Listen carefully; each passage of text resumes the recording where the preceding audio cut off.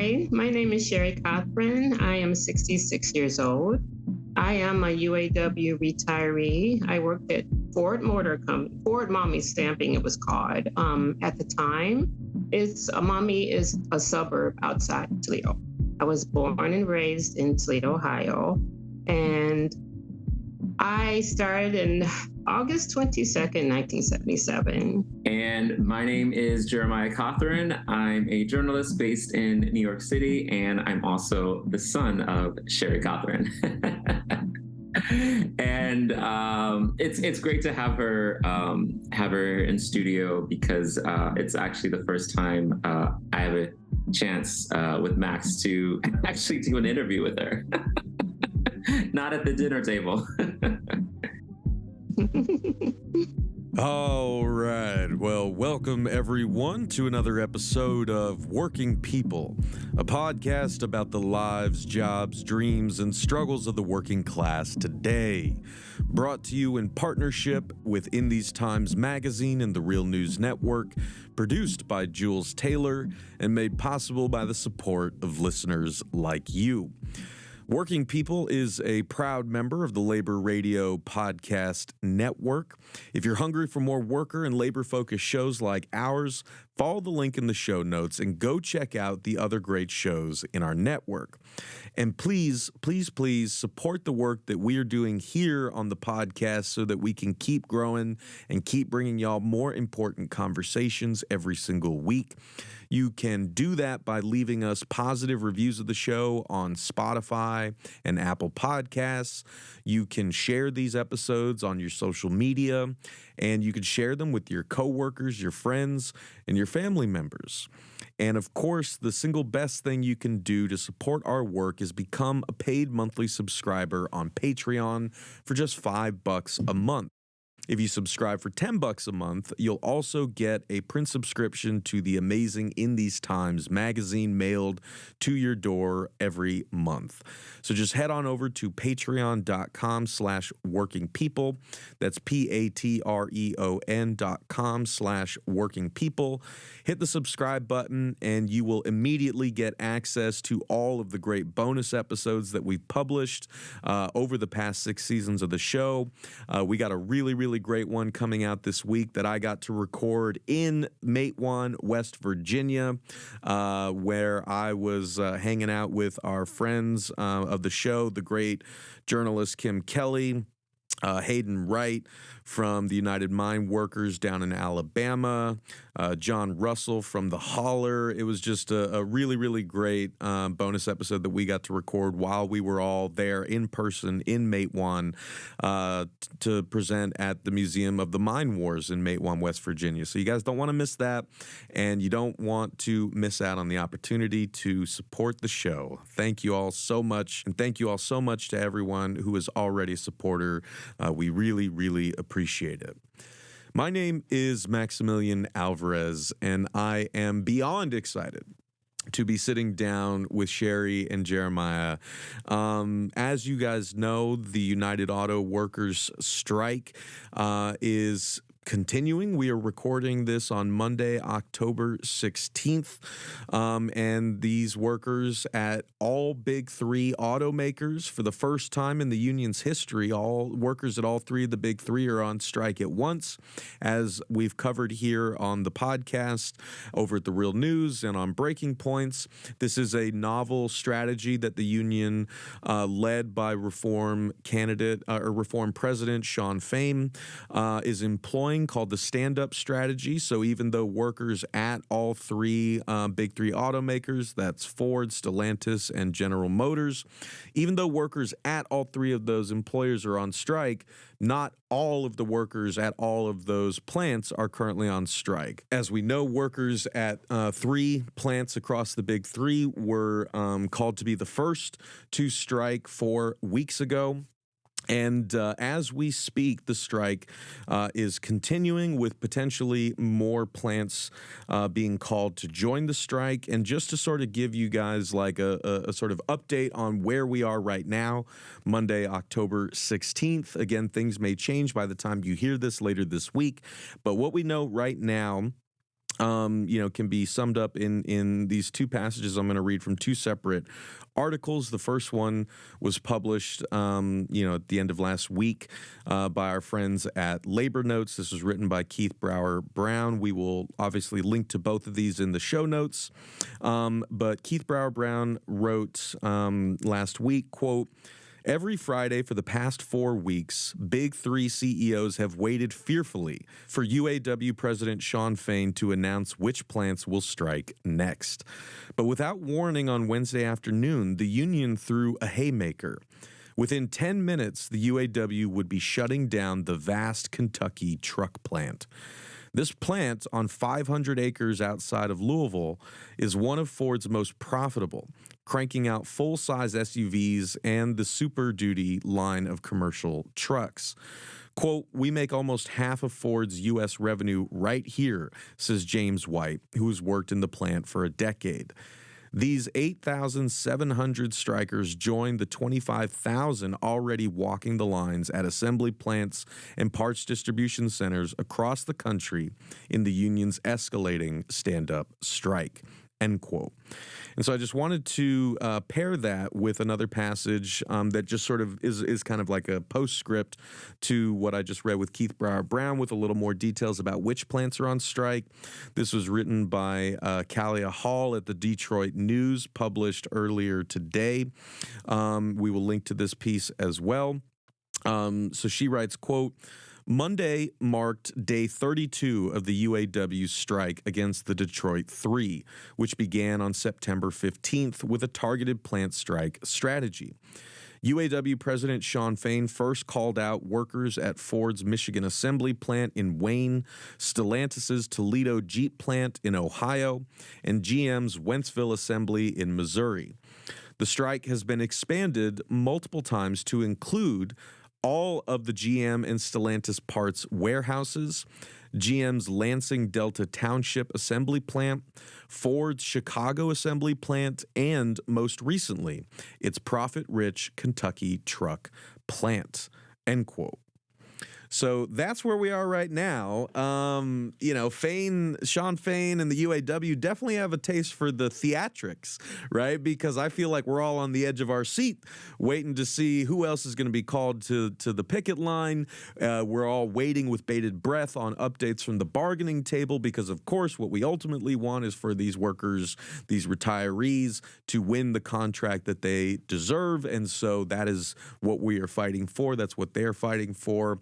So we're constantly checking our news feed, seeing if there are updates. So that's where we are right now as of Monday, October 16th. And we will, of course, be continuing to share updates with y'all here on the pod, on social media, at The Real News. So stay tuned for that. But, as we, hit this moment in the strike, which began on September 15th, I think it's really important, right, to keep hearing from as many voices as we can and to really hear from folks who have lived through and worked in this industry. Again, what that work is like, how they have seen the industry itself change over the years, how the union itself has changed, and just really providing that deeper human and historical context to what we're watching unfold on the streets at these plants right now as we speak. And so that's why I was just beyond excited when Jeremiah, who I've had the honor of working with, on other, journalism related things, reached out to me and said, "Hey, my mom worked, in the auto industry all her life, and she's got such incredible stories. And would you be interested in having her on the show?" And I was like, "Bro, of course I'd be interested in having her on the show. Can you come on with me and interview her with me?" And so that's why we're all here. And so let's dive into it because, that's enough from me. Sherry, I really want to, get to know more about you and talk about, you mentioned when you got hired, and I'm just thinking about all that has changed in that time and all that you must have seen firsthand. But before we go through all of that, I just wanted to sort of ask, if you could tell our listeners a little more about yourself and your path into the auto industry. So, walk us up to that fateful day when you, you got hired and then you walked in for your first shift. Oh, absolutely. Okay, I was really excited to start working in Ford Motor Company. Dear's dad, I was dating him at the time. He got me in, and he never let me forget. But anyways, different story. But yeah, so we went in for orientation, and that was really very kind of short. Back then, the orientation was very short, like maybe, oh gosh, it wasn't even a week because they may have just threw us out on the floor after like 3 days. So they basically trained us on safety. We had to wear safety glasses, earplugs, and sleevelets or a long sleeve because we worked with steel. And it was just so sharp. Oh my goodness, it just cut right through you. And those were requirements that we had to have. Um, and then when we got started, we had someone train us on the job. Oh, I'm sorry, I got hired in as a production worker. And that person works on the line. At the beginning of the line, there's like just picture a huge mold, but, and okay, and so, and then we have, the production worker would slide a huge sheet of steel into, or metal, whatever, into the mold, and a huge press would come down and stamp it into a certain, shape, and then it would travel all the way down the line, and until it's stacked into a packing crate, as we called it. And back then, the parts were so heavy. Oh my goodness! Well, you could imagine, because they used the real deal. It wasn't no aluminum, no plastic, none of that, and it was very, very hard work. Um, I would come home every day. I was like, gosh, barely 20. I was really young when I started, and I would come home crying every day. And my mom was like, Sherry, do you really want to do this? But I actually had a plan in my head. I didn't really want to tell her about it at the time. But anyway, she would put me in a nice warm bath and, help me just and talk to me. And she talked me through it. And the reason why I decided to work at Fort Mordecai, well, first of all, let me tell you this before I forget. When I got that check, oh boy, that was sweet. That kind of kind of sealed the deal a little bit, for someone my age, right? Making that much money. But I my dad was he was an alcoholic, and he was very abusive to my mom, and he would abuse her in front of us as kids. And so I'm thinking to myself that when I get a good job, I'm going to get my mom and my siblings out of here, out of the house. So that actually was, my biggest incentive to work. Man, that's and to have all that on your shoulders at 20 is Yes. just so wild to me. I mean, I was a dumbass when I was 20. Pardon my swearing, but like, even the thought that I would go work, at a good union job so that I could help get my family out of such a terrifying situation, my head's spinning just sort of thinking about that. But I wanted to sort of kind of ask a little more about that. Like, so you were the oldest sibling? No, actually, I wasn't. I had three older three older brothers and two older sisters, and a brother under me. My older sister, she worked for well, they call it Stellantis now. We called it Jeep back in the day, in Toledo, Ohio, and she was working for Jeep. But my two brothers, they have special needs, and so they were, unable to work and on disability and all that. And and then my brother, that's closest to me, like 18 months apart, he enlisted in the military to get away from the abusive situation, which he told me that years later, because at the time I didn't know why he left. And so I was like, well, I guess it's up to me. I just couldn't bear to see my mom treated that way. And I could, I just watch her cry, and that just bothers. Excuse me, I'm sorry. It kind of gets to me a little bit, but yeah. So I was so determined to do that. No, I mean, I'm tearing up just hearing about it. I mean, it honestly reminds me a lot of my family. I remember recording. This is apropos because we've got you and your son here. And as I was telling you guys before we got recording, the very first episode of this show I ever did was with my dad, Jesus Alvarez. And we talked about his life. We talked about moving to this country from Mexico, being, his mom dying when he was 6, his dad abandoning his family. They were very poor. They lived in Tijuana in like a lean-to shack, and his dad was a migrant farm worker who just, 1 year didn't come back. But then everything was on their mom's shoulders. And my dad was so close to my grandma, Josefina, but then she passed away from cancer when she was 6. And so then on her deathbed, she made my great-grandma, Grandma Petra, we called her, promise that she would bring the children to the United States. And she did. I mean, it was tough because my tios were split up. They were put in different foster homes. It took many years for them to find each other again. But I didn't know that growing up, because growing up I was just like, oh, all my uncles and aunts are here, and they love each other, and we hear all these great stories. But it wasn't until we started doing these interviews that they revealed so much more about the past that was always a part of me and my family's history, but I just didn't know it, right? And I remember my tia Tere talking about how hard it was as the oldest. When, her 3 siblings were already in the States, she had to stay behind to try to get their paperwork ready, go to Mexico City and all of that. And when my grandma Josefina was sick, she was the one who had to work to provide for them. So I remember recording another conversation after that first one with my dad when my tios said, hey, can we all sit down and tell you our side of that story?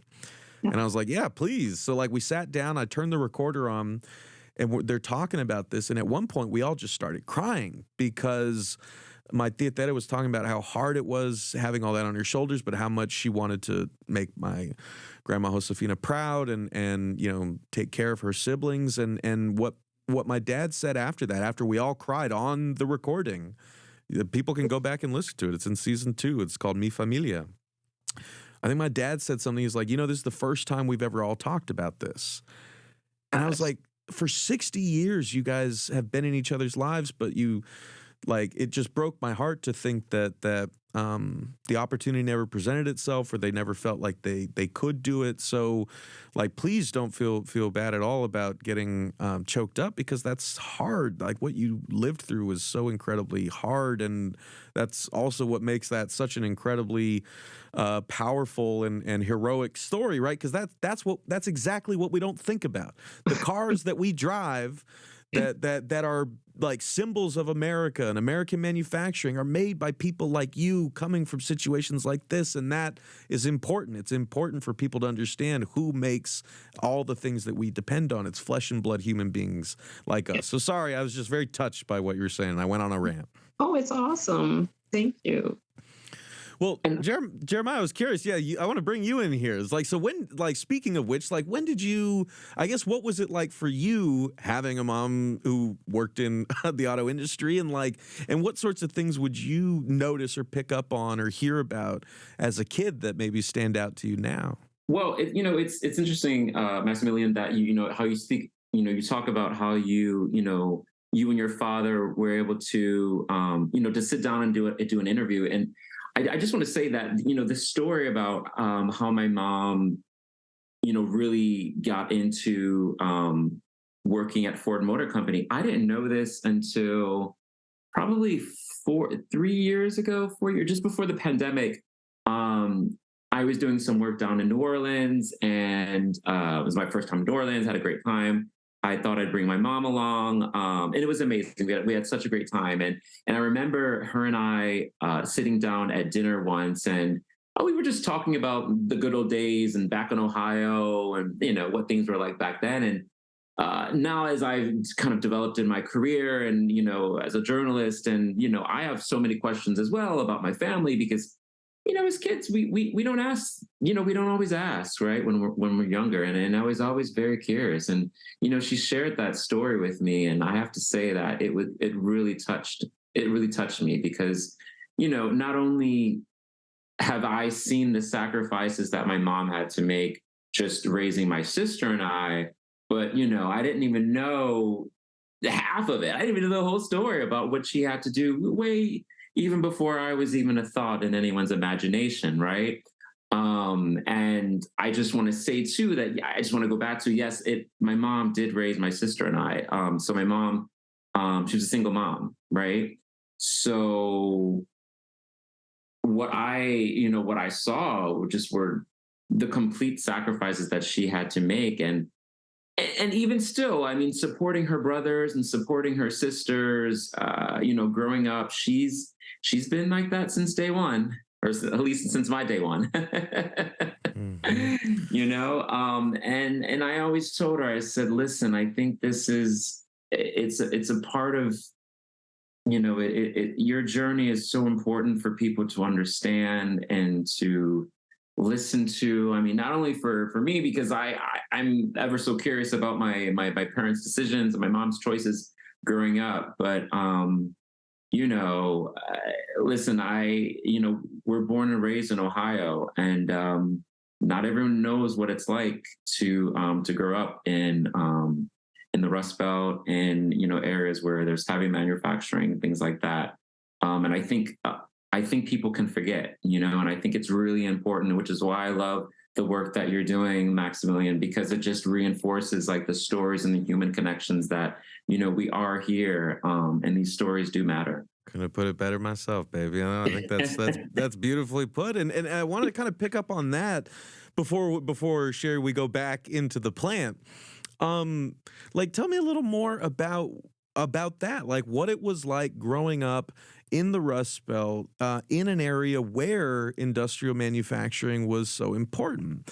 I grew up in Southern California, and I mean, granted, we do have manufacturing out there, but it wasn't visible. It's when I moved into Michigan and lived there for like 8 years, like that was different. That was like, oh, this is part of the identity of this state. And so many people are connected to GM, Ford, or Jeep in ways that hit different to me when I was actually there and could see the impact that it had, more so than it ever did for me in Southern California. So I just wanted to ask if y'all could kind of set that scene a little bit more as well. Like, what was it like living and growing up in Toledo as an auto worker, the son of an auto worker? Like how, and then like living through a period of deindustrialization. Like, I guess for folks who have never seen in that firsthand, like, I guess what was that like over the course of your lives? Do you want me to start first? Go ahead, Mom. Oh. Okay. All right. So when I was growing up, my dad, he was a union worker. He worked for a roofing company. He was able to support us at the time. My mom, she worked at a department store downtown, and for a little bit, but I was so young, I can't remember how long she worked there, but it wasn't for long. Soon after she became a housewife. And I seen that. I would like to point out though that my mom was from the South, and I think growing up in the South is, gosh, it's just a different way of thinking. I think it's like, stand by your man no matter what happens. Just do what you need to do, and that I was not having it. That's why another thing is like, oh, guys, I don't want to live a life like that. I want a better life and all that. So anyway, so growing up, and yes, it definitely was industrial town. Glass City, Libby. Jared, which one is that? Libby Owens Glass. Do you remember that one? Yeah, Libby Glass, like Libby, and then there was Owens Corning. Yes, Owens Corning. Yes, thank you. Yes. So that was a biggie back then as well, because Toledo's known as a glass city. So that was really, really profitable back in the day. And of course, we had the different plants and all that. And it was to me, it was like a small community back then. And I did really well in school. I But my mom wouldn't let me go to a predominantly black school back in the high school back in the day. And so I had to transfer over to predominantly white school. And that was, gosh, that was just, if she only knew, that was just even worse, you know. Oh. I I got caught, you know, the N word, all of that. And it was really, really, really bad. But, you know, I pushed through. It was just something I just had to do. And again, like I said, I just decided to just go ahead and I was going to go to college and all that. But, you know, once I had the opportunity to get into Ford, I was like, well, this is fast money, because if I, you know, went to college, I had to, you know, go for a certain number of years. And of course, that would be money. And I wasn't sure if my dad would, you know, help me, you know, get the education, because my mom wasn't working and all that. So it was, and at the time, looking back, I see that we didn't really have a lot of money, but my dad was still able to take care. So I have to give him that credit. He kept the food on the table, you know, roof over our head, all of that. It's just that, you know, he suffered from alcoholism. Well, I wanted to just ask really quickly about that, if I can. We don't have to talk about this if you don't want to, but like, I'm thinking just about that timeline, right? And what other union workers of color have told me over the past. Because I did not grow up in a union family. I grew up, in fact, in a very union non-sympathetic family in Southern California. And we were, you know, first generation Mexican Americans. So like we also had that kind of immigrant type of conservatism, right? Whereas like, you know, we came here, we worked hard, we did it the right way, you know, and we don't want to be defined by our race. We want to be defined by our hard work. So that was kind of like the upbringing that I had. And unions just felt like a thing of the past, like something that was important, you know, in the old days, the black and white days, you know, but in the 90s and the 21st century, you know, you just needed to go as far as your feet would carry you, right? And yet I learned later more about my family, and I learned about my Tío Miguel being a Teamster, and learned about other folks in the family who were union teachers, and like also would kind of hear little bits and pieces about, you know, what that did for Latinos and you know, black and brown workers, you know, in the 20th century, how those jobs did provide a pathway to a sort of middle class life that they felt wasn't available in other industries. Like was that part of it, Sherry? Because like, again, I guess, setting aside all the other things about your father, at least, I mean, the fact that he was like a union worker at that time, like that must have been quite a thing, right? And like then you kind of find your way into union work. Like, I guess, like what did like being in a union mean for you at that point? Like, was there a strong culture of the union there? Did it feel like, particularly for you know, as a woman of color, like, I mean, did it stand out as like a path to kind of like sustaining yourself and your family that wasn't available in non-union work? Yes, yes, it absolutely did. It gave the security. Now, are you asking when I was a kid, or once I started working at Ford, or? I guess both. Like, again, I'm asking out of ignorance because I didn't grow up with any of this. So I'm just curious, like what the union meant to you as a kid and then as a working age adult.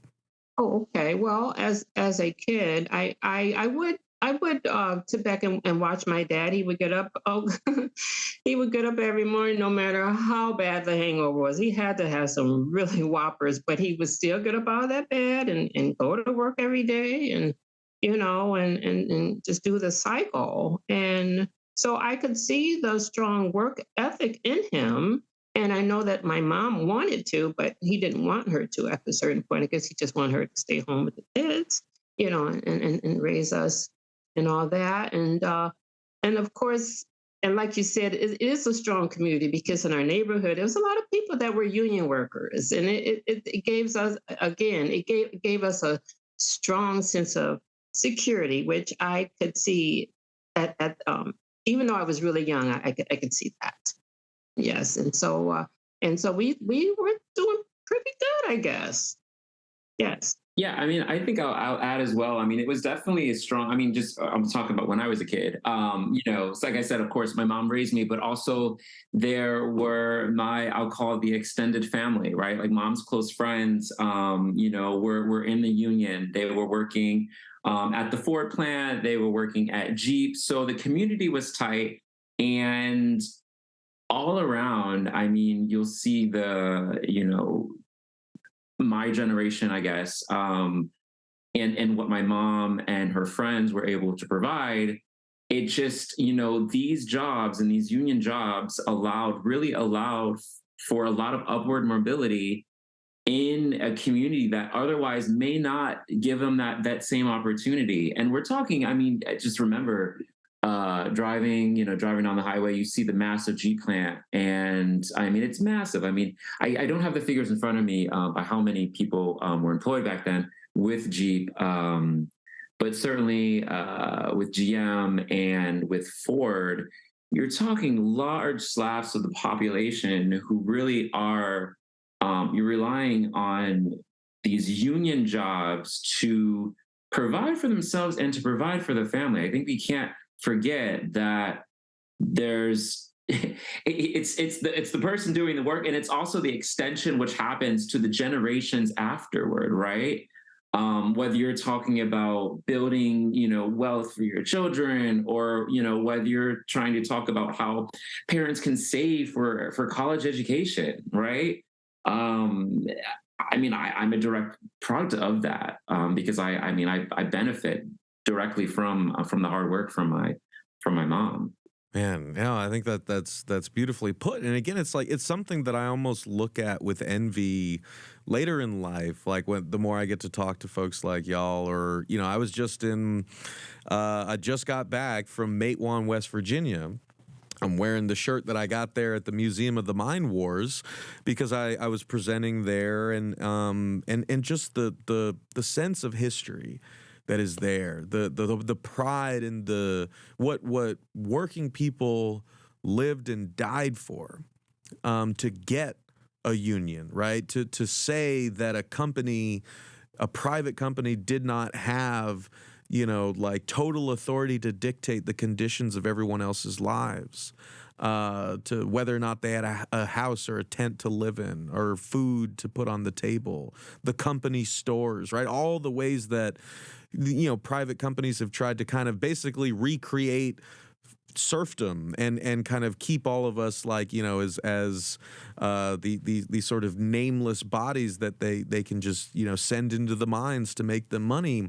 Like, I think I never learned about it in school, but like people went to war over that. Like there was a literal war fought by coal miners and their families in Matewan against the company.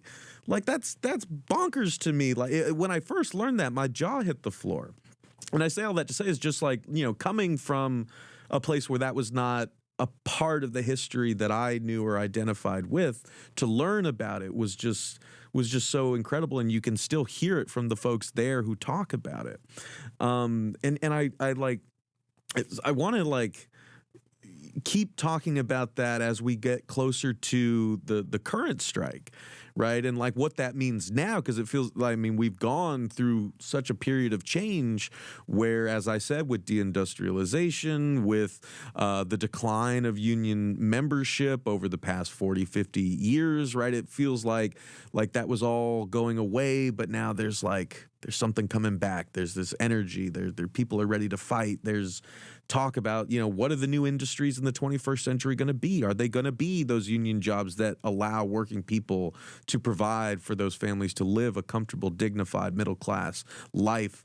So I want us to kind of bring that back up as we get closer to the current day strike. But I wanted to, just kind of bring us back there, like to your days working at the plant, Sherry, and ask, remind me again, what was the year you started?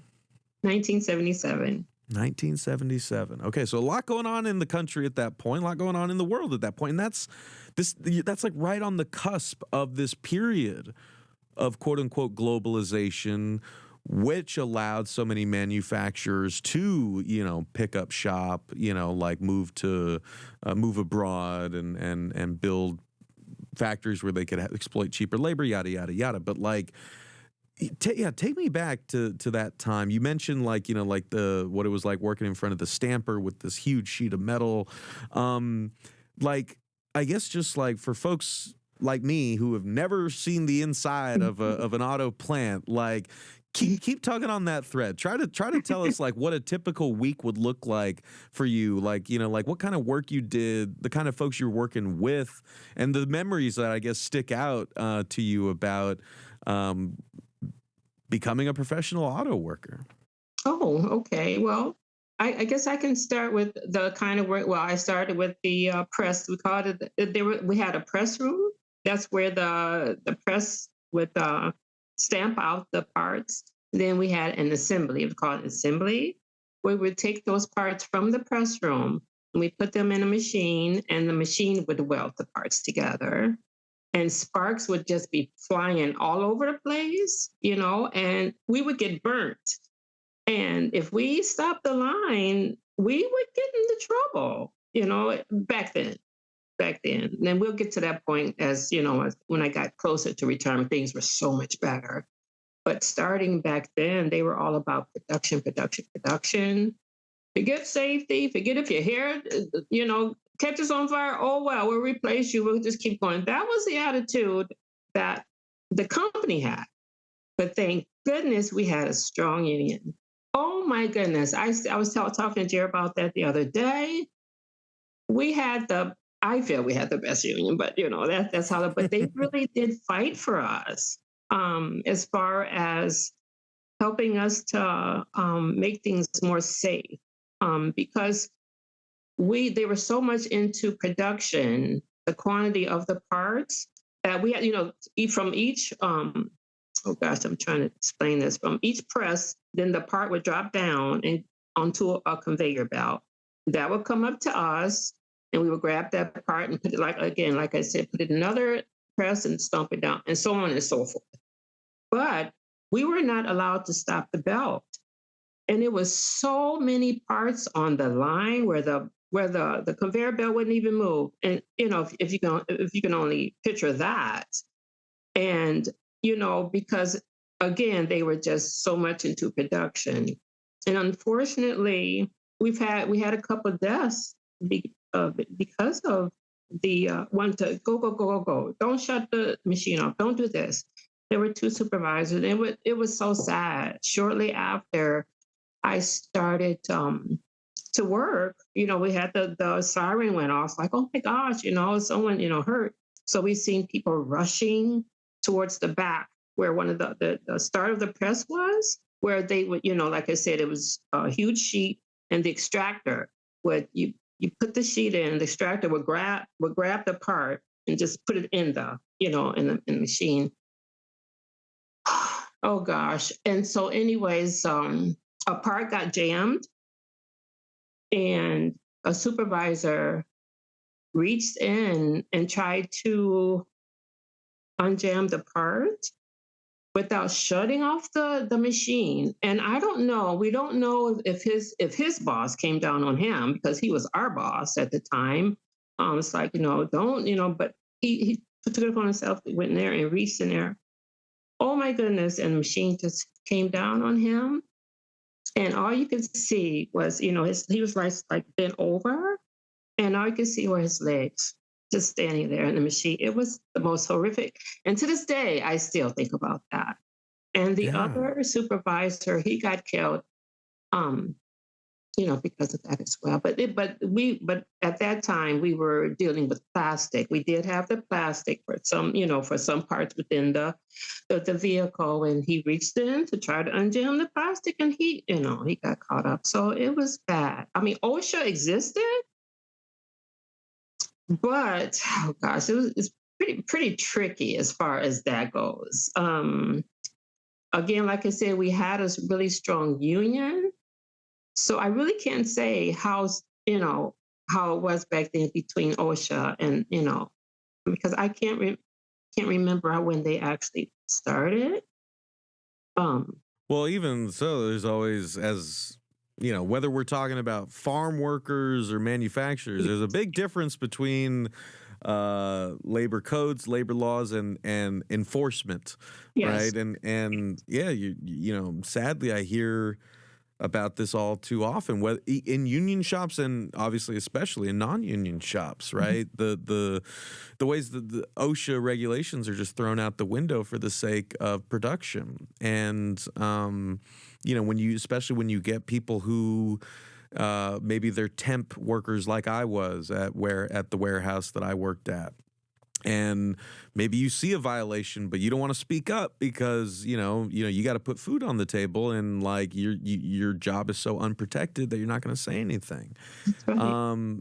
It's just there's such a huge disconnect. But not to say that OSHA is nothing, right? I mean, we need OSHA, we need OSHA, NLRB, we need all these regulatory agencies to be fully staffed and be Yes. able to like actually do their jobs. And to be clear, they are not. But I Right. guess the point being is that even if we don't recall the specifics about OSHA, there's a big difference between what the codes say on paper and what it looks like on the shop floor. Yes, yes. So we had to, what we did, what we did though? As soon as our boss turned his back, we would just throw those parts on the floor because we weren't about to get cut because the parts, like pile up right next to us and we could easily have gotten cut, even with the sleevelets on. And, and so they finally caught on because as union workers, which again, what I loved about, the people I worked with, is like, we banded together. I think that is so important for people to band together because looking back, I kind of wish I should have went into the union because I wasn't afraid to speak up. It was some people that, I would find myself working next to. I'd be like, what, this isn't right. I'm going to stop this line. No, Sherry, don't do that. Just like you said, because they're afraid to lose their job. But my mom always raised me like, well, Sherry, when you know you're right, stand up for yourself. And, I could always hear that, echoing in my ears. And that was the thing. So what we did, we banded together. We finally got together with the union. But oh my goodness, the union and the supervisors, they would be in the middle of the production for just going at it, just cussing each other. But because before it was before zero tolerance, so they could do that, they could get away. We even do it with our bosses, but it all came together. But for a time there, it was really, really bad as far as that goes, as far as them not wanting to look out for our safety. Did you guys, I mean, you said the line had to keep going and going and going, but I mean, what happens if a very natural thing to do. What happens if you have to use the restroom? Okay, yes, we had a person as well, relief person, or utility person, we call them that as well. They would cover at least like maybe no more than like 4 or 5 lines at the time. And so anyways, like I said, it would be one person. If we have to go, we would have to get a hold of them. We have to tell our boss, or if we see a relief person walking around, because during that time, they would just go around, clean up or salvage parts and all that. But they kept busy as well. But we had to ask to go to the restroom. And a lot of times, they did not want to do that. They wanted us to drink water, right? But yet, for our, health and all that, stay hydrated. But yeah, they did not want us to get off the line. So it was bad. I mean, that is, again, sadly, something that we still hear about. I mean, everyone knows about the horror stories at Amazon warehouses. These workers who are literally being measured with computerized systems down to the second. of like how long it is taking them to complete tasks and how much quote unquote time off task they have, and to the point where people won't go to the bathroom. They'll piss in bottles or stuff like that because they're terrified of of that computer telling them that they're going to lose their job. So it's like we haven't addressed the root issues. We've only come up with more sophisticated means for exploiting people, like the way that we did in the old days, which is wild to me. Yes. Well, and I wanted to sort of ask about those tasks, right? Because if there's one thing that we know about the auto industry and what we've heard from auto workers, in decades past, but even now, is like you said, it's an assembly line. I mean, it's a complex kind of machine where everyone is sort of doing an essential part. Yes. To the point where you are stamping things out of sheet metal to driving them onto the road. Like, a lot of things have to happen in between those things to make a car, and a lot of people have to do a lot of things to make the car up to the standard that y'all do. Yes. And so I just wanted to sort of ask if you could say a little more about that, like the parts that are coming down the conveyor belt. You mentioned that they were heavy, that they were sharp. Yes. And you're doing, I imagine, repetitive motions like with them. So I guess, like, in your area of the plant, like, what sorts of materials were you working with and jobs were people doing in that part of the process? Okay, well, yeah, I was, like you said, I was working with sheet metal for sure. Every day, we rarely went over into the plastic area, and I think it was like the seniority people were over there, but they didn't have to deal with all this, on the floor and on the assembly line and all that. And I'm sorry, what was the second part that you asked? Just like if you could go back there now and like you had a camera and you were looking around, like what were the other folks doing? What were the things they were working with at that time? Oh, okay. Yes. Okay. So we would be on the line, and then we have the utility person going around, and they would make sure that the different that the floor, because the floor stayed oily from the machines, of course, and they had to clean that up. And then we had the skilled trades. They had their area, because as soon as the line would go down, they would be right there. Bam. It's like, we were like, oh gosh, this is our chance to go to the bathroom or grab a drink or da da da. No, no way. They were just, because that's what they were told to do. Do not let that line stop. And so anyways, we had to wear these thick, heavy gloves. Just picture a glove and then an extra pad that would go over there for extra protection. And then, of course, the safety glasses. And then you had to wear the safety glasses because of the environment that we were in. Let's see, we had the skilled trades, we had the production worker. Oh, and we also had, well, I don't know what they call them today, but we call them high-low drivers. I think they call them forklift drivers. And they had a job as well, which I eventually trained to drive, by the way. I was so proud of myself because very few women did that. So I wanted to be one of the first to do it. And so anyways. My girl's forklift certified, baby. That's right. And everybody be like, Sherry, you can't do it. Be like, you know what? I'm going to show you. Yes, I can. And I did. Yeah, but so anyway, so it was just good for me to just get off the line, get away from all that. It was just more freedom and all that. I got to work on the dock, and that was fun. But let's see. Anyways, we would stamp out the part. Okay, and then we would get done with the stamping out the part. Then there would be a person at the end of the part. At the end of the line, and there would be like a wrap, container, but made out of. Was kind of hard to explain, but it was a heavy container in order to hold the parts, and we would have to stack those in there. And usually, it was the low seniority had to do that, because by the time it hits the end of that line, oh boy, that part was just so heavy. So you had to figure out a system to like slide it off the belt without really actually lifting the part, just sliding into the thing. It's like. Okay, and then we would have, oh my goodness, our bosses would be right there just waiting for us to mess up, and that part we didn't like.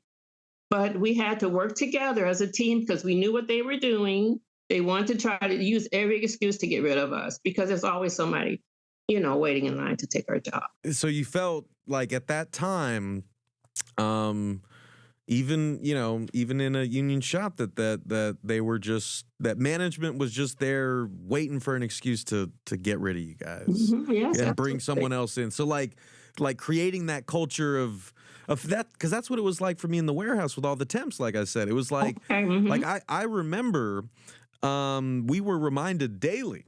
This was in the Great Recession, right? So this is when things were still really bad, and I remember driving to work or being dropped off at work by my mom at 4 a.m, and there was always like a group of shadows, like kind of silhouettes standing outside the gate, waiting to see if someone didn't show up. And the managers always reminded us of that. Like if we ever had a complaint, or if we were behind on a shipment, that was the thing they would say. They were like, "We got guys out there waiting who could replace you. We can fire you at the drop of a hat if you guys don't pick up the pace." And I remember, I've talked about this on the show before, I still remember at the end of every day, no matter how long we had been there, even if we had been quote unquote temporary workers for 6, 7, 8, 9 months, which defeats the purpose of calling us temporary, right? Right. They would line us up at the end of a shift after 12 hours. We'd be dripping in sweat. And the managers would walk down the line and they would point to the people they wanted to come back the next day. Oh, gosh. And so I remember I saw guys who had been there for months who had gotten used to always getting pointed at, like just the look of shock on their face when they didn't get the finger pointed at them. And suddenly they were like, what am I going to do? How am I, I got to go back to the agency. I got to try to get assigned somewhere else. But suddenly the reality of what am I going to do to feed myself and my family, like you could see it literally setting in on their face. And I never forgot that. I've never forgiven that. And yeah, it's just wild to think that y'all were kind of going through that same thing with these managers just over your shoulder, just waiting for you to slip up so they could get rid of you. Yes, and they didn't want women there to be, but because we got the really hard jobs.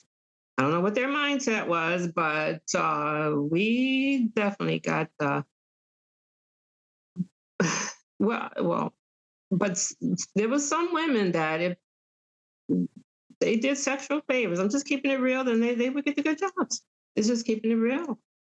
And myself, I didn't do that, and it wasn't every woman that did that, but there was some that did, and we always knew that they were going to get the job. But it's like, why we didn't want to just do that. We didn't want to put ourselves in that position, and that's not a good position that we wanted to be in, to look at like that.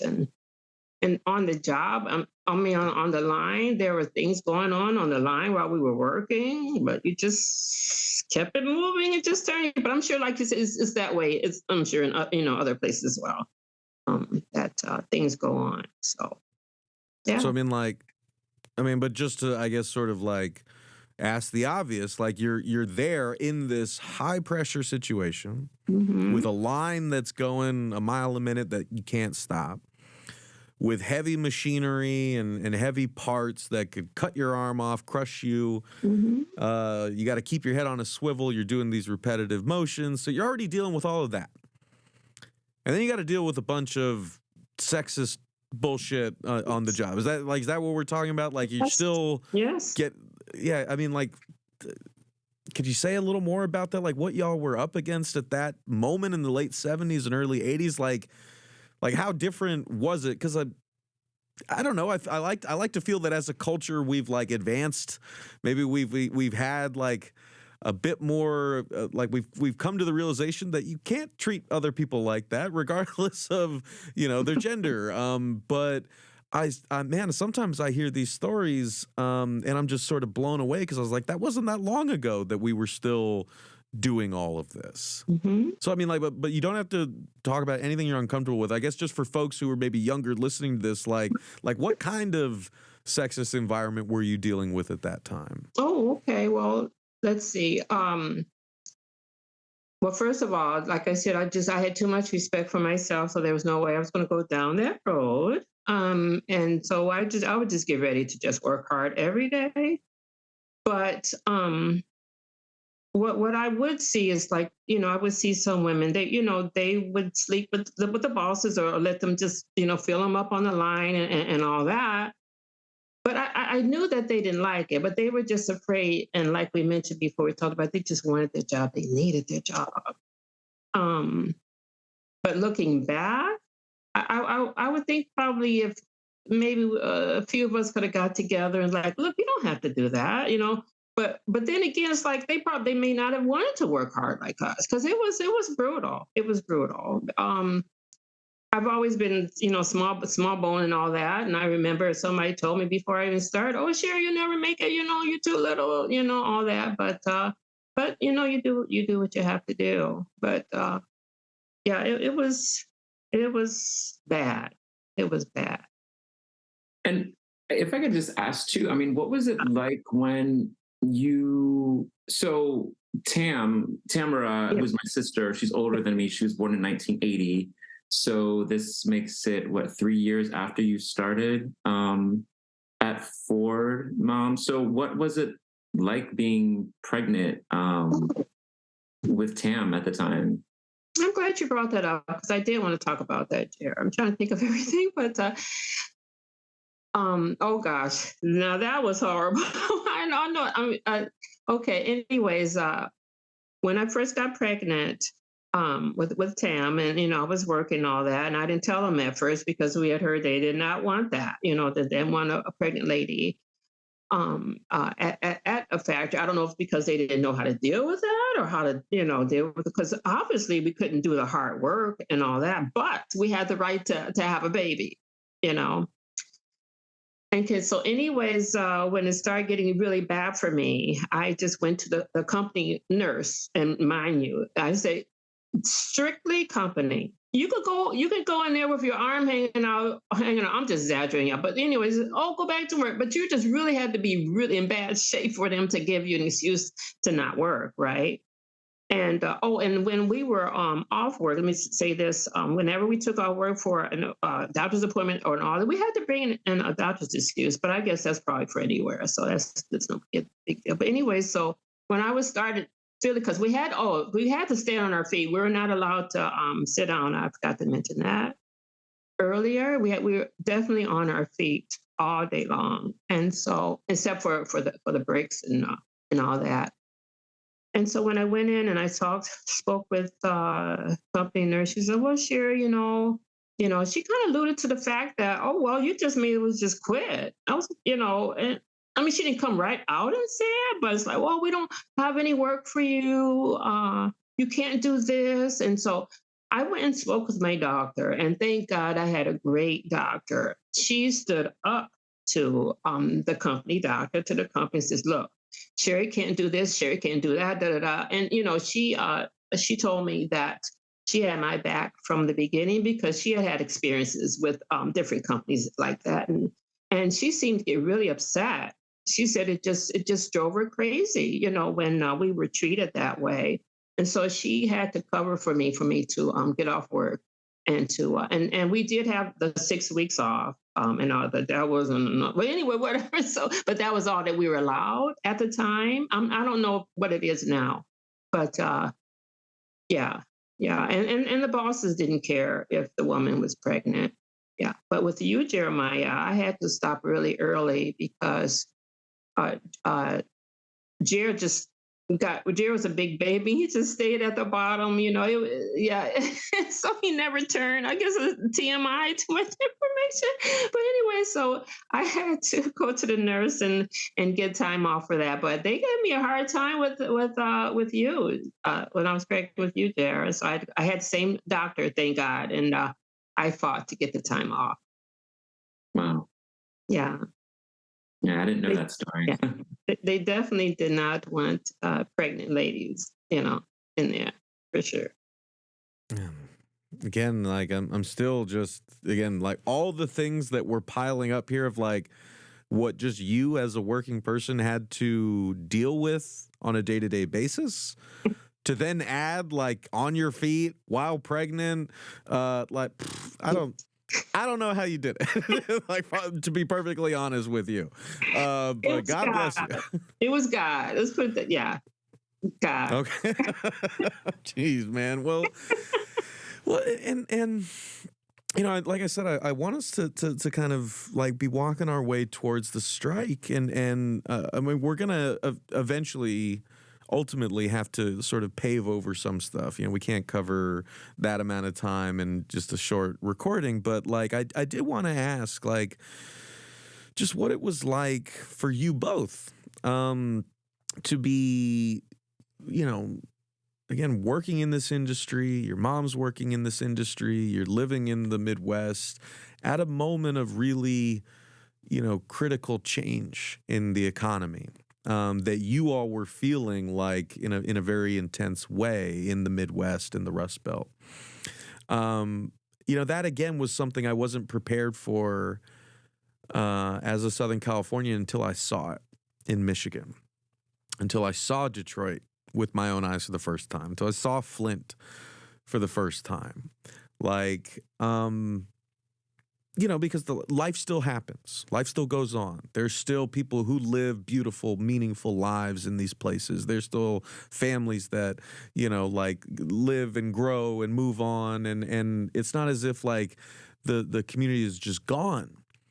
But it is like you see these sort of like hulking facilities that are just idle. You see the sort of traces of like the civilization that once was in Detroit that now, yeah, there are still whole neighborhoods that it looks like a bomb just went off. They're just deserted. They're gone. Like, and then the more you learn about the rise and fall of the auto city, like, you know, you just something in your heart hurts to hear that. And so I just wanted to ask, like, what you all recall of seeing and feeling in those decades, the 80s, 90s, like when all that was happening, when Flint closed down. Like, I guess, Sherry, like, what was that like for you as a worker? Jeremiah, like, you know, like, when did you start picking up on this and or did you see it like happening anywhere? I guess I'm just curious if you guys could speak to that, because it's, I think, a fundamental part of the story of the strike that we're watching right now, right? Because it's like, it's the threat. It's always been the threat of those plant closures and moving operations to the non-union South or to other countries. That is a fundamental part of why the union has been on the back foot for so many years, because it's like, if workers push too hard, if they demand too much, the bosses could always say, like, look, you guys want to be the next Flint? Like, we'll do that to you if you don't take more concessions, right? And so you get this decades-long backslide. I just wanted to ask if you could tell us a bit about what it was like to be in the middle of that. As far as if it affected our Ford Motor Company, where I was at the time. Yeah, did it affect you guys, or were you watching like what was happening in other states? I guess, like, when did it feel like something was changing in the industry, and what did that change look like? Well, for me, it started changing when they started outsourcing, you know, our work, you know. And we just felt that that was just, you know, them taking our jobs away from us. And I forget what they were telling us as far as that goes, as far as the reason why they were doing it. And I know on their part, you know, they were probably saving tons of money as opposed to paying us for it.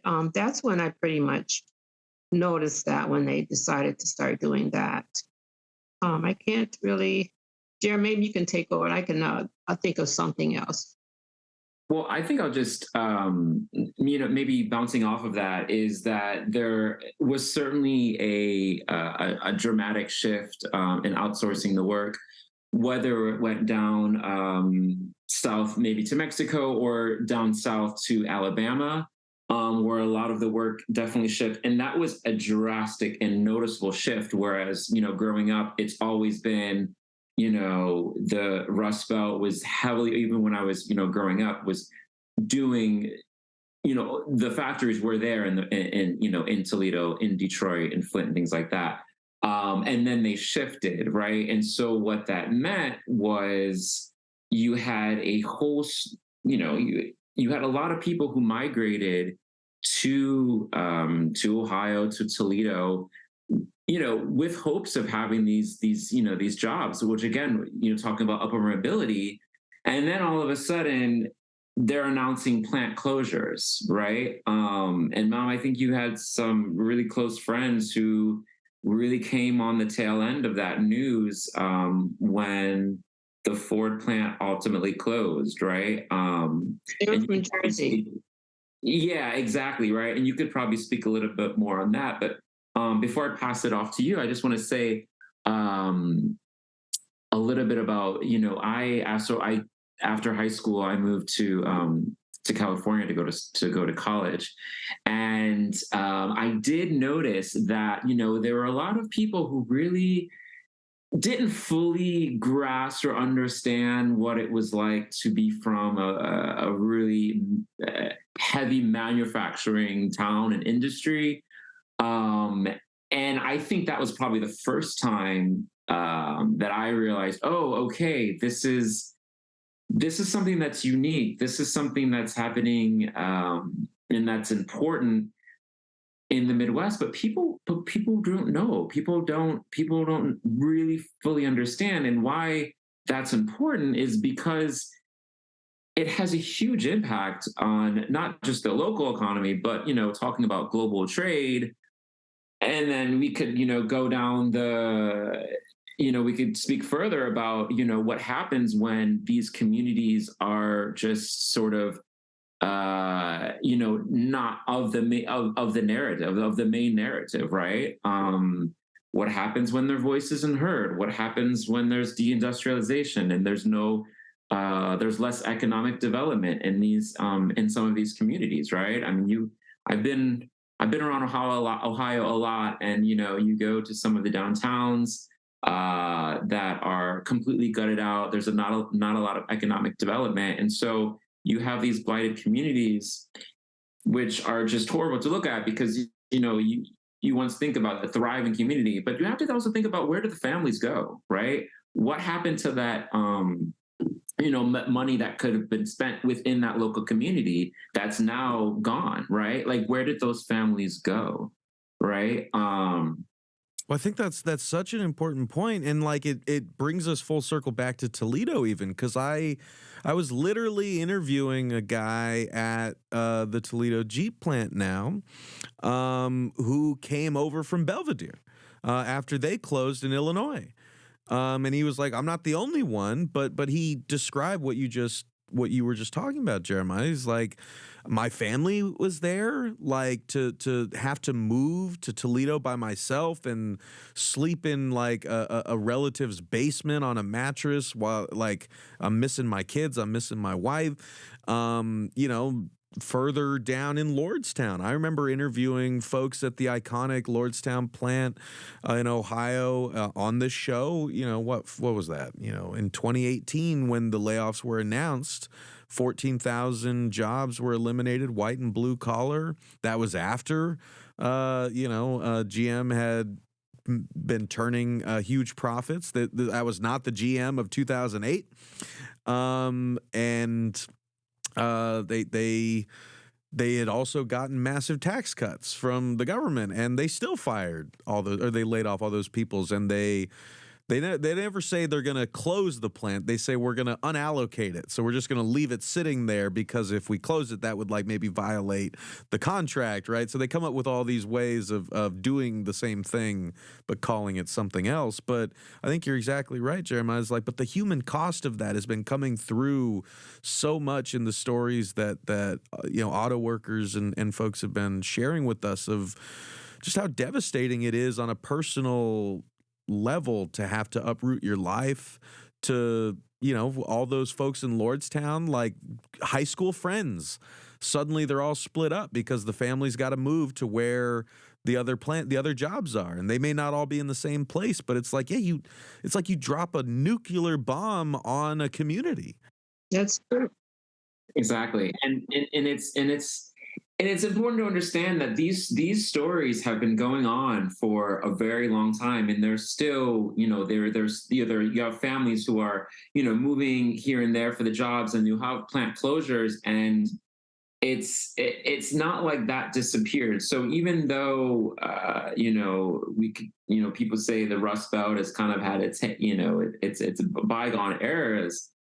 I mean, I have to say that we're still very much there, and we're still very much very proud to do the work and to be a part of these like close-knit communities. And I just want to highlight that these stories haven't gone anywhere. The Rust Belt is still very much there and present, and these stories are important. For folks who might not know what's going on in the rest of the country. And, Mom, maybe you could explain a little bit about what happened when you found out the Ford plant was going to close. I think you were close to your retirement then, or you had just put in your 30 years. Right. I was getting around to that. You want me to talk about that now? Okay. Yeah. Sherry, please take us there, because like I said, like we can't cover the whole past 5 decades, but I mean, take us back to that moment, because you retired in 2007. Is that right? Yes. Mm-hmm. Okay, so that's another huge like moment in history for this industry that is playing a big part in the strike today, because this is when, like the auto industry was kind of collapsing in on itself. The global economy was about to experience a massive shockwave that it was going to cause just countless families to lose their homes, lose their savings, all that.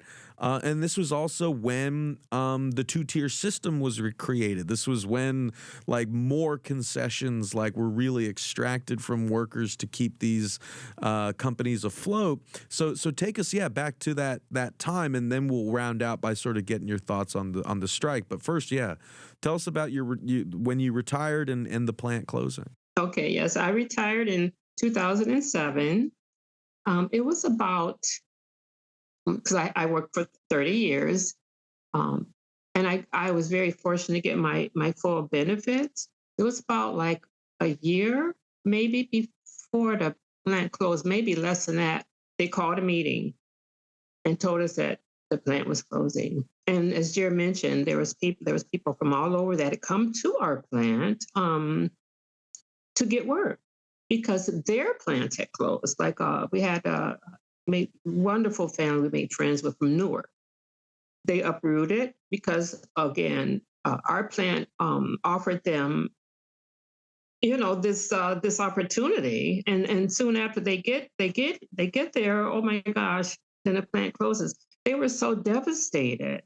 I felt really bad for them, because they weren't the only ones. They did have the choice to go to other plants, but again, as you all mentioned earlier, you have to uproot yourself. You have to either the wife or whomever, they have to go and just leave the others behind until they can just give them a place to stay. So, and I want to mention as well that before let me just put this way: it didn't really affect us, the ones that had the 30 years, as far as we were pretty much established, I guess you could say that. So we didn't have to move away. I mean, we did have the opportunity, because I was, I was only 50, right, Jer? Yeah, I think you were 50. Yeah. I'm trying to remember everything. But we got the 30 year, but we got a buyout. And, once we got the buyout, then we weren't trying to go to another plant, because we would have had to go to maybe Cleveland, away from our homes and all that, which again, we had established a life, there in Toledo. So but there was a lot of people that they had to just take what they could get. I really felt bad for them. And they were really mad, why did Ford tell us that? Oh my goodness, because they really, really painted this beautiful picture for these people. But they probably knew they were going to close. I don't know, so. so heartbreaking to hear. And again, you know, like I remember that time well. I remember the impact it had on my family and so many others. Like I get that it was a rough time for all of us, and what, you know, your fellow union members have told me over the years is like, you know, we gave concessions to keep these companies afloat. We knew that we were in a financial crisis. We knew we had to tighten our belts, you know, like I think Chrysler did in the 80s, right? I mean, like, you know, it's something that folks knew was always a possibility in moments of crisis like this. But out of that came, yeah, like this kind of two-tier system. So like folks hired after 2007, right, they didn't get a pension, right? They did not get the kind of benefit package that, you know, folks who were hired before that did. Right.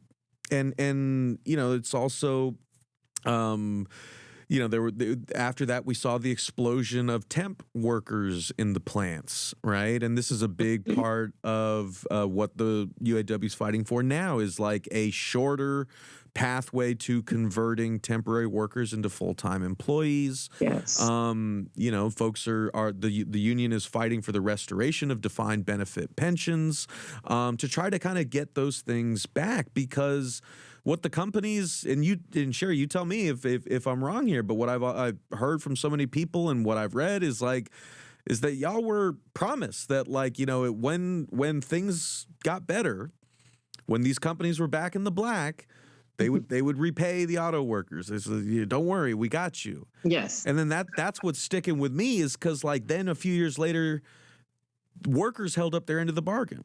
They gave those concessions. They worked their butts off. They made these companies profitable again. And then, like I said, we still got the GM layoffs. We still get plant closures, over like 60 in like the past 2 decades alone, right?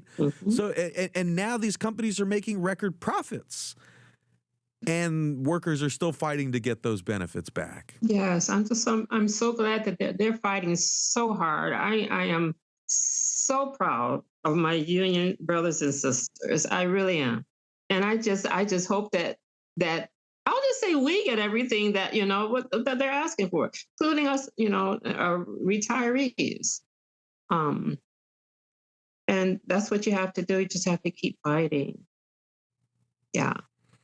Well, I wanted to maybe, like, by way of rounding us out here, and Jeremiah, please, like, yeah, if you got any other thoughts, questions you want to throw in here, go for it, because I can't keep you guys for too long, and I appreciate so much you taking the time to chat with me about this. But yeah, I just wanted to get your thoughts on the strike that we're witnessing now, because even, like I said, like on the first season of this show, I got really obsessed with interviewing GM workers during those layoffs, because I just felt so heartsick listening to their stories, and I was so mad as someone whose own family lost so much in the recession. I was so mad hearing these stories of what workers had been through, to then see and hear what people in Lordstown, people in Pontiac, people in Oshawa, you know, Canada, like what they were going through. Even now here, you know, where I am in Baltimore, right? I mean, there's the plant out here that got closed. Like, and so I just remember interviewing so many different folks. And even that was in 2018, 2019, like the way that those folks talked about the union at that time, the kind of fire in their belly, their sense of what they were fighting for and what was possible in just 4 years. Like, it's such a radical change. I just wanted to ask, like, as someone who has you know, started working in the 70s, and you've seen so much, like, what has it been like to watch this transformation of the union, this strike unfolding, and also, as you said, like, it's not just you're watching from the sidelines, like fighting for retirees to get raises in their benefits, which if I understand correctly, y'all haven't gotten in forever. Like, even though the cost of living has continued to go up every single year, you know, like, I'm just curious, yeah, like what has it been like to watch all this unfold for you, and any final thoughts either of you want to share to folks out there listening? Well, for me, it's been great to see it, because again, like I said, there's power in numbers. Shawn, yes, he's a go-getter. He's got that fire. He's got, everybody, it seems like they respect him and all that. And I just hope that they get what they really need. They need the pension. They need everything they're asking for. And unfortunately, they may not get everything. But come on, they need to be paid more. They need to get their pensions. That's so very important, because I think that Social Security is great, but having that pension really helps. It really, really does, and I think we deserve it. The people before me, the people after me, and all that. So and and benefits and all that as well. So I just want to say to my fellow union members, you just keep on keeping on, and just stand up for what you believe in. And I'll just add, that was beautiful, Mom. And and I think I just want to add as well is that we're when we're looking at some of these CEOs who are making, I think the GM CEO made what, 29 million in 2022 alone. And, we have workers who are still fighting for increases in the base wages, which were frozen in the 2007 negotiations. I mean, this is just, it's just another case of just pure exploitation. And, and we have to continue this fight. It's UAW. It's across the board where workers are sticking up and saying enough is enough. And I will say that and I just also have to underscore that. I mean, this just impacts so many families and the generation after as well, right? I mean, we're all dealing with the high prices of inflation. We're all dealing with the, still some of the vestige of the 2007 financial crisis. That's actually when I graduated from college, and then trying to work, same, right? Work my way through that, right? So, I mean, I'm super grateful that, my mom was able to receive the full pension packages that she did before the plant closure, but the reality is that there are so many people who are not in that position, and it's completely devastating. I mean, it's hard enough. And exactly. And I just think that, it's so important that we continue this fight because, again, I think the, again, just looking at the CEO profit and the profits that these companies are making, I mean, it's insane. It's really outrageous. It's decent to ask for a 40% increase in pay over the next 4.5 years. I think the latest that had come in, I think it was either Ford or GM said they would offer at 23%. Nothing, of course, is finalized, but that's half of what they're. And then I think the third quarter company earnings for GM and Ford are going to be coming in the next few weeks. So we're going to see what they're earning, and it's remarkable. It's really striking how much people are pushing profits over people. Well, and maybe it's I wholeheartedly agree, and I think that if there's one lesson, I mean, there are many lessons we can learn, but I'm thinking, especially in the context of everything we're talking about, it's I feel like in the 21st century, we're kind of getting we're getting second chances at things that, caused so much damage in the 20th century, right? It took union density going from 30% down to 20% for wages to be stagnant over 4 decades, even though we've been working longer and harder. We've been more productive than ever. We've been producing just these untold profits that are all getting sucked up by such a small few amount of people. I feel like things had to get so bad for people to realize, like, oh shit, we need unions, right? We need to be banding together, like you were saying, Sherry. Like, we need to be fighting in and harness that strength in numbers to stop that exploitation, to stop that greed, to push back in the other direction.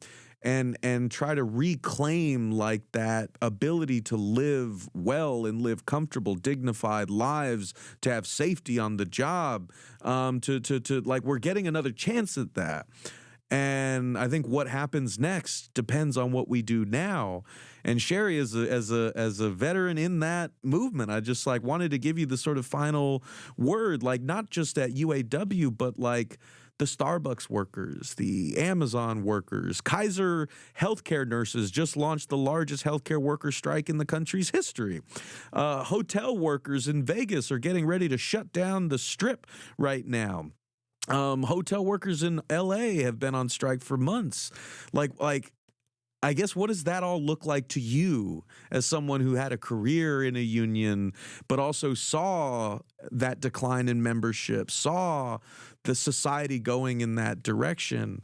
I guess, did you have any sort of final thoughts or words of encouragement to all the folks out there who are fighting for something different about the difference a union can make? Yes. I want to, as I said before, just keep fighting, because the union is so invaluable. Oh my goodness. They can really, you get a really strong union behind you, you can do it.